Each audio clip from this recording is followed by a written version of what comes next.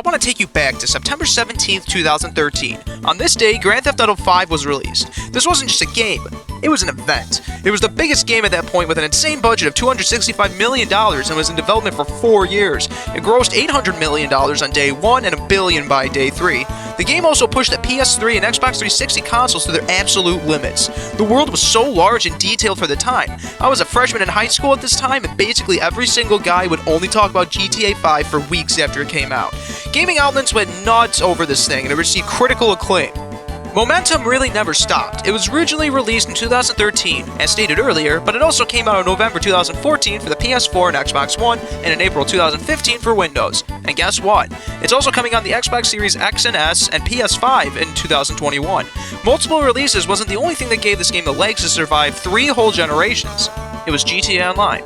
Grand Theft Auto Online launched on October 1st, 2013, 2 weeks after Grand Theft Auto 5's release. It experienced a multitude of problems at launch, such as people having trouble connecting to the game's servers. Eventually, Rockstar solved the problems and put up their damn microtransaction shark cards. This is one huge reason why this game has grossed over $6 billion, which is a pretty old estimate at this point. It has made way more money than any single movie has ever made, and it's easy to see why. GTA 5 Online was overhauled a major amount from GTA 4's. Content is still coming out in 2021 too.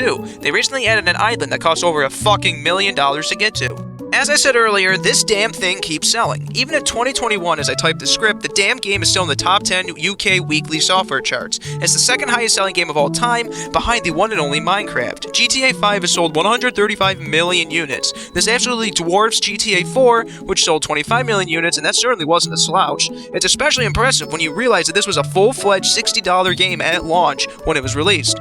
Even when it came out over to PS4, Xbox One, and PC, it cost $60 again.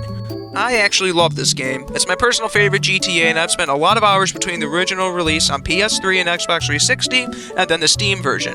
My friends and I would do stupid shit all the time, like try to drive drum trucks up Mount Chiliad, or spend millions on the worst cars in the game and pimp them out. The game was regularly updated with mini-games such as the Tron one that I've spent way too much time playing. The story wasn't exactly great, but it's fun enough for the first time through, and Grand Theft Auto can get away with not having a good story because the gameplay loop is so much fun anyway. Driving around the city and just seeing what was around was such a fun time for me.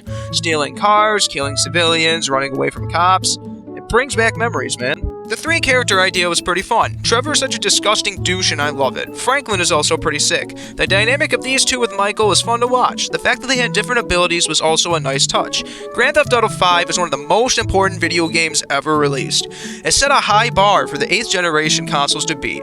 It let the 7th generation also go out on such a high note. I know it's starting to get to Skyrim level with all the re-releases, but with a game as good as this one, I can see why they're doing it. I'd personally give GTA 5 a strong 7 out of 7.